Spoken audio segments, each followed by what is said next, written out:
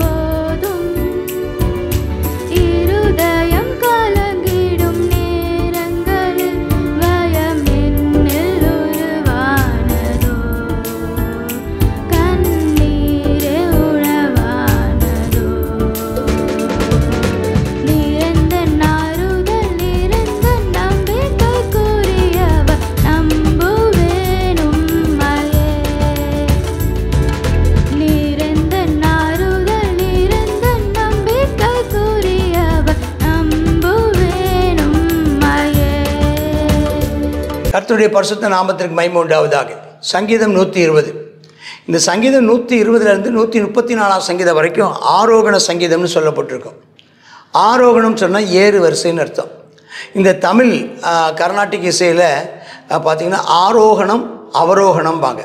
ஆரோகணம்னா ஏறு வரிசை, அவரோகணம்னா இறங்கு வரிசைன்னு. ஆரோகணம் ஏறு வரிசை, அது உயர்த்தி பாடுதல் அப்படின்னு அர்த்தம்.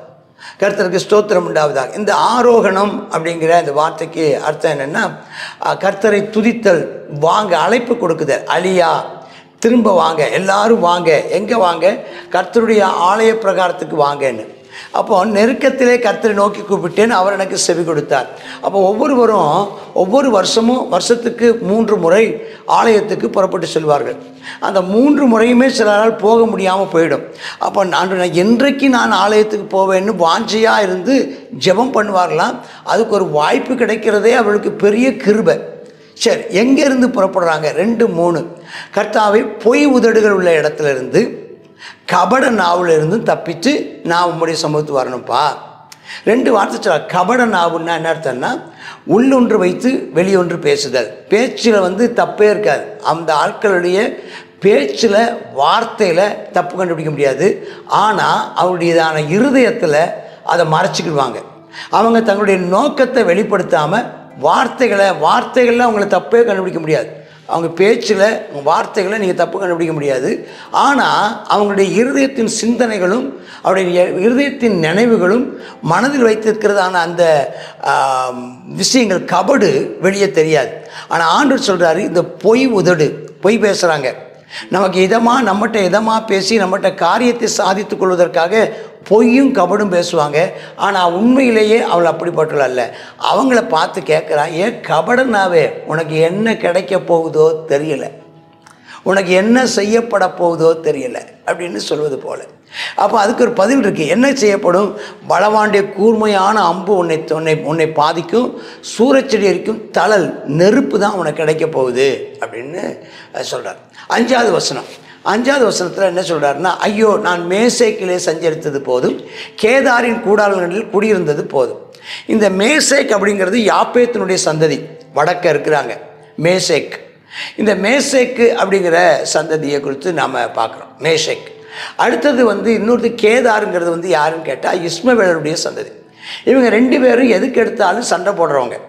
இவங்க சண்டை போடுற கூட்டம். இவங்க எப்போ பார்த்தாலும் ஆமாம் ஸ்தோத்திரம் அவங்க முரண்டு பிடிக்கிறவங்க. எப்படிப்பட்டவங்க பார்த்தீங்கன்னா 6ஆம் வசனம் பார்த்தா சமாதானத்தை பயக்கிறவங்க. யார்? இந்த மேஷேக் அப்படிங்கிற இந்த ஆட்களும் இந்த கேதாரின் குடிகளும் இவங்க எப்போ பார்த்தாலும் சண்டை போடுறவங்க. இவங்க தான் கபடு நாவு உள்ளவங்க. இவங்கள் தங்கள் காரியத்தை சாதித்து கொள்வதற்காக செயல்படுகிற ஒரு கூட்டம். இவங்கள்ட்ட இருந்து கர்த்தர் நம்மை தப்பு வைக்க கர்த்தர் கருவிச்சார். அப்போ தூர இடத்துல இருந்தெல்லாம் வர்றவங்க அப்படி சொல்லிட்டு வருவாங்க. ஸ்தோத்திரம். இது எப்படி இருக்குன்னு சொன்னால், பாதாளமே உன் ஜெயம் எங்கே, ஆமென் ஸ்தோத்திரம், மரணமே உன் கூர் எங்கே, பாதாளமே உன் ஜெயம் எங்கே அப்படின்னு சொல்லி கர்த்தருடைய ராஜ்யத்துக்கு ஏறி போகிற ஒரு அனுபவம் இருக்குது பார்த்தீங்களா? அது எனக்கு ஞாபகப்படுத்துது. மேசேக்கு கேதார் இங்கே இருந்தது போதும், கர்த்தரை தேட விரும்புகிறேன். போதும். அவன் சமாதானத்தை பயக்கிறவர்கள் இருந்த கூட்டம். நான் சமாதானத்தை நாடுறேன். பேசும்போதெல்லாம் நான் என்ன பேசினாலும் என் வார்த்தையில் ஏதாவது ஒரு தப்பை கண்டுபிடிக்கவும், நான் உள்ளொன்று வைத்து புறம்பொன்று பேசாமல் உள்ளதை சொல்லுகிறபடினால் என் உள்ளத்தில் உள்ளதை அறிந்து கொள்ளும்படி என்கிட்ட வந்து பேசி அவன் காரியத்தை தெரிந்து கொள்ள விரும்புகிறாங்க. இப்படிப்பட்ட ஆட்கிட்ட எப்படி நடந்துக்கணும்னு பாருங்கள். நம்முடையதான இரக்க குணத்தையும் நம்முடைய தயாள குணத்தையும் நம்முடையதான ஆமென் ஸ்தோத்திரம் நம்முடையதான வெளியரங்கமான கபடற்ற தன்மையும் பயன்படுத்தி கொள்கிறாங்க. அதை தங்கள் லாபத்துக்காக பயன்படுத்தி கொள்கிறாங்க. நமக்கு உண்மை இல்லாதவர்களாய் போய்விடுகிறார்கள். இப்படிப்பட்டவர்களை குறித்து எச்சரிக்கையாக இருங்கள். அப்படிப்பட்டவர்களை விட்டு கர்த்தருடையதான பருவத்துக்கு நேராக நாம் கடந்து செல்வோமாக. கர்த்தருடைய பிரசன்னத்தை நாம் அதிகமாக நாடுவோமாக. ஆகினாலே மனிதர்களோடு கூட இருக்கிற சஞ்சாரத்தை விட தேவனோடு கூட சஞ்சரிக்கிறதையே தெரிந்து கொள்ளுங்கள். கர்த்தர் உங்களை ஆசீர்வதிப்பாராக. நாம் தேவனிடத்தில் குடியிருக்க, தேவனுடைய சமாதானத்தை விரும்புகிறவர்களோடு கூட குடியிருப்போமாக. நம்முடையதான பாடுகள் நடுவிலே நமக்காக ஜெபிக்கிறவர்கள் மத்தியில் குடியிருப்போமாக. நம்முடைய நலன்கள் மேல் அக்கறை உள்ளவர்களோடு கூட குடியிருப்போமாக. நம்மீது அக்கறை உள்ளவர்களை நாம் தவறாய் பயன்படுத்தி கொள்ளாதபடி எச்சரிக்கையாக இருப்போமாக. கர்த்தர் நம்மை ஆசீர்வதிப்பார். Amen, amen. God bless you. சங்கீதம் 120வது சங்கீதத்தில் என் நெருக்கத்திலே கர்த்தரை நோக்கி கூப்பிட்டேன் அப்படின்னு சொல்லிட்டு சொல்லுகிறார். என்ன நெருக்கம் அப்படின்னு சொன்னால், அவருக்கு இந்த உலகத்தில் நம்ம இருக்கும்போது எல்லாத்துக்குமே நமக்கு நெருக்கம்தான், எல்லா சூழ்நிலையிலும். அதான் மேசைக்கில் சஞ்சரித்தது போதும், கேதாரின் கூடாரங்களில் குடியிருந்தது போதும்னா, இந்த உலகத்தில் நம்ம இருக்கிற வரையிலும் என்னதான் எப்படி ஜனங்கள் தான் இருக்கிறாங்க, பொய் உதடுகளும் கபட நாவு பேசுகிறவர்கள் தான் என்ன செய்கிறாங்க, இருக்கிறாங்க. ஆனால் இப்படி பொய் உதடுகளும் கபட நாவும் இருக்கிற ஜனங்களுடையதான முடிவு எப்படி இருக்குன்னு சொன்னால், அவங்களுக்கு அக்கினி, அதாவது பலவானுடைய கூர்மையான அம்பும் சூரிய செடியை இருக்கிற அக்கினி தான் என்ன செய்யும் அவங்களுக்கு கிடைக்கும். அப்படின்னா என்ன அர்த்தம், நரகத்துக்கு தான் அவங்க என்ன செய்வாங்க, பொய் உதடுகளும் கபட நாவு பேசுகிறவங்களும் நரகத்துக்கு போவாங்க. அப்போது அவங்க எப்படிப்பட்டவங்க, பேசும்போது என்ன செய்கிறாங்க, அவங்க நம்ம பேசிகிட்டு இருக்கும்போதே யுத்தத்துக்கு தான் அவங்க என்ன செய்கிறாங்க, எத்தனை பண்ணுறாங்கன்னு சொல்லி பார்க்குறோம். நாம் சமாதானத்தை தேடுறோம், அவங்க என்ன செய்கிறாங்க, பகைக்க விரும்புகிறாங்க. அப்போ இப்படிப்பட்டதான் இந்த உலகத்தில் வாழ்கிறதானே நமக்கு. நம்ம கத்ததாமே இந்த நாளில் அவர் சொல்லுகிறார், என் நெருக்கத்திலே நாங்கள் கத்தரை நோக்கி கூப்பிட்டேன் அப்படின்னு சொல்லி, கத்தாவே பொய் உதடுகளுக்கும் கபட நாவுக்கும் என்னை தப்புவித்தரலும் என்று சொல்கிறார். நம்ம ஜெபிப்போமா? இப்படிப்பட்டதான காரியங்களுக்கு நம்மை விலக்கி பாதுகாத்துக் கொள்வாராக. அப்படிப்பட்ட ஜனங்களை விட்டு நம்மை விலக்கி பாதுகாத்துக்கொள்ள கத்த நமக்கு கிருபை தரும்படியாக ஜெபம் பண்ணுவோம். கத்தாவே கிருபை மிரக்கம் தான் எங்கள் நல்ல பிதாவே, சர்வ வல்லமையுள்ள தேவனே, இந்த வேலைக்காக நன்றி செலுத்துகிறோம்.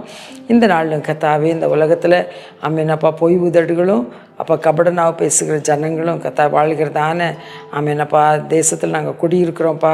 அப்பா ஸ்தோத்திரம் ஆண்டவரே, அவங்க சமாதானத்தை பகைக்கிற ஜனங்களாக இருக்கிறாங்கப்பா. கத்தாவே ஸ்தோத்திரம் அப்பா, கபடியும் பொய்யையும் பேசுகிறாங்கப்பா. தகப்பனே ஸ்தோத்திரம் அப்பா, நாங்கள் பேசும்போது அவங்க சண்டைக்கு எத்தனைக்கிறாங்களேப்பா. ஆமேன். இப்படிப்பட்டதான உலகத்தில் நாங்கள் இருக்கிறோம் தேவனே. இந்த நாளிலும் இப்படிப்பட்டதான அந்த பொய் உதடுகளுக்கும் கபட நாவுக்கும் எங்களை நீர் விலக்கி பாதுகாத்து கொள்ளுங்க. அவைகளை எங்களை ஆண்டுகொள்ள ஒட்டாதிருமாண்டவரே. அப்படிப்பட்ட ஜனங்களை விட்டு எங்களை நீர் விலக்கி பாதுகாத்து கொள்ள வேண்டும் என்று சொல்லி ஜெபிக்கிறோம். இயேசுவின் நாமத்தில் ஜெபிக்கிறோம் நல்ல பிதாவே. ஆமேன், ஆமேன்.